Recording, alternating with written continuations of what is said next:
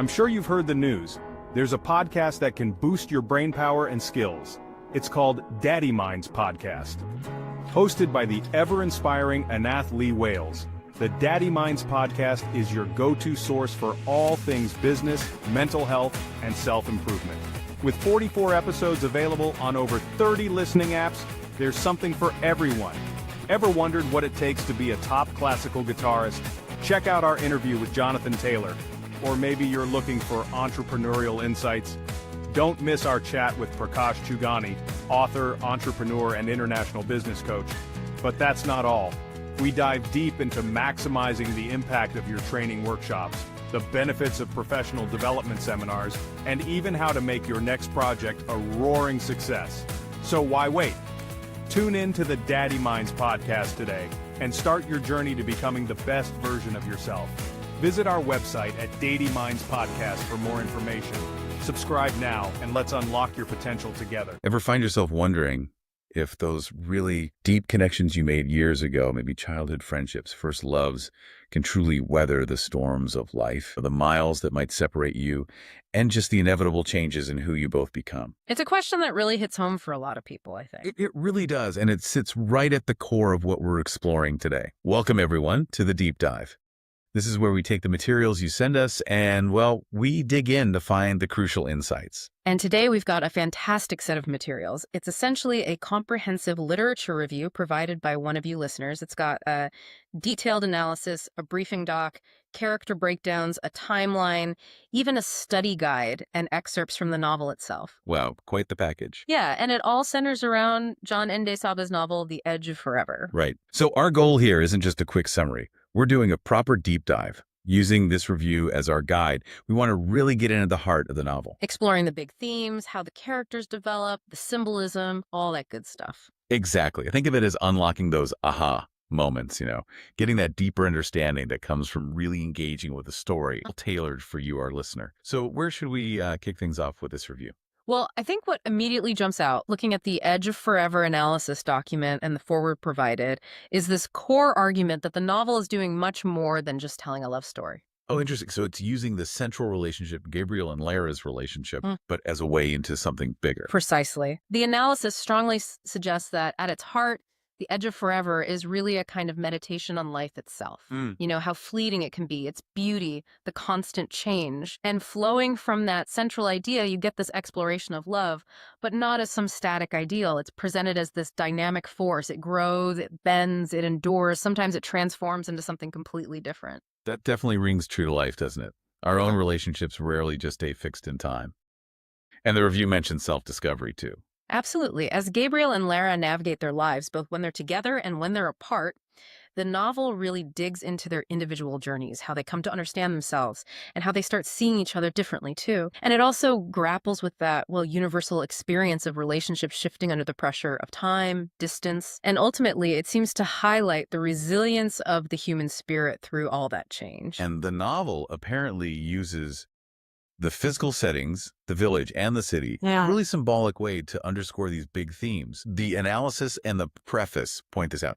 They're not just backdrops. Not at all. They carry significant weight. The village, it's painted as this place of simplicity, Shared history is heavy in the air. Life has this predictable, almost timeless rhythm. It's where Gabriel is deeply rooted. Tradition, familiarity. Yeah, you can almost feel that stability, that sense of foundational connection. It's where their bond began. And then the city. Yeah. Total different beast. Totally. The city is the complete opposite, isn't it? It's presented as this hub of ambition, opportunity, massive personal growth. It's where Laira's world just explodes outwards.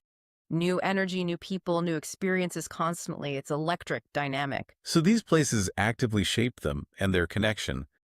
The analysis used that phrase, emotional terrains, which I liked. It's a great phrase because the village fosters one kind of closeness built on that shared past, right?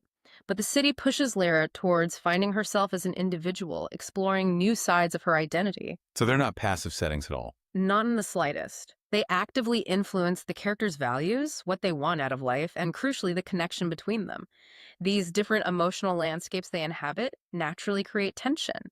It contributes to that growing distance, both physically and emotionally. And that physical distance obviously becomes huge once Lara moves. Right. The analysis and the briefing really zero in on that. It's like a tangible symbol of the gap opening up between their lives. Exactly. That separation is a major catalyst. It forces them to figure out how to relate to each other in a completely new context. And initially, their main way of bridging that gap is through letters. Letters. Yeah. There's something quite poignant about that now.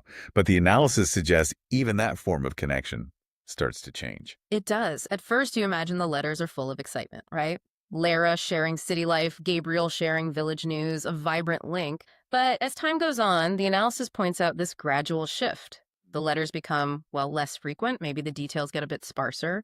The tone changes, perhaps reflecting how different their daily realities and even their inner worlds are becoming. Yeah, the very act of writing and waiting, it creates a different kind of space, maybe more room for misunderstanding than, say, a phone call. Right. And that slow fading of the letters, it really echoes that line from Gabriel in chapter 2 that the review highlights.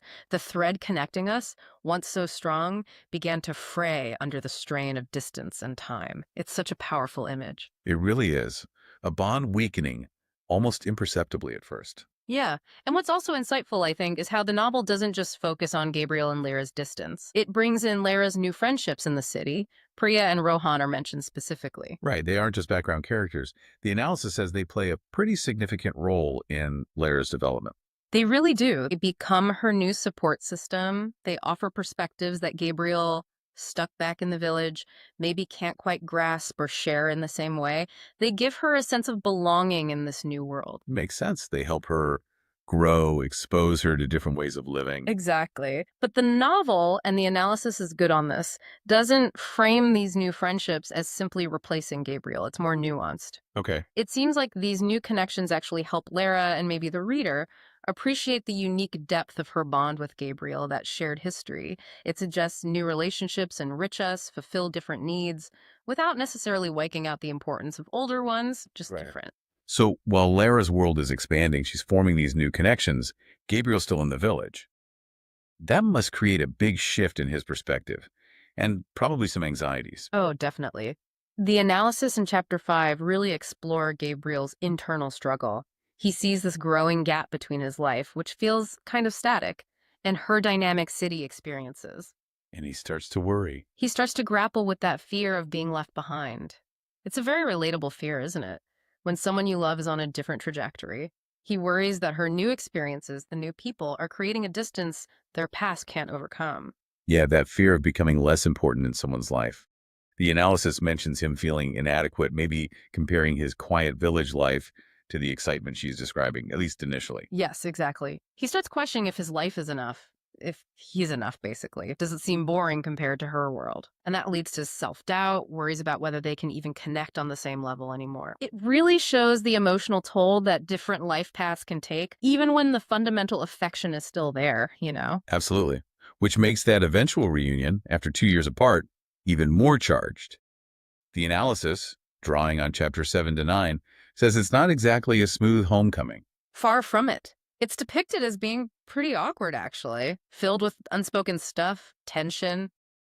Gabriel notices these subtle changes in Lara, like a new confidence, a different way she carries herself. So she feels both familiar and not. Exactly that. It's that unsettling feeling, seeing someone you know so well, but sensing they've changed in ways you weren't there to witness. Creates a weird dynamic, I bet.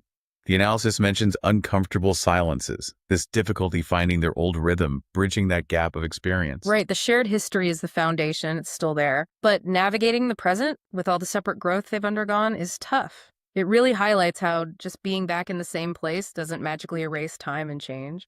And all of this, the distance, the new people, the awkward reunion, it leads the novel into exploring the nature of love itself, right? Can it last?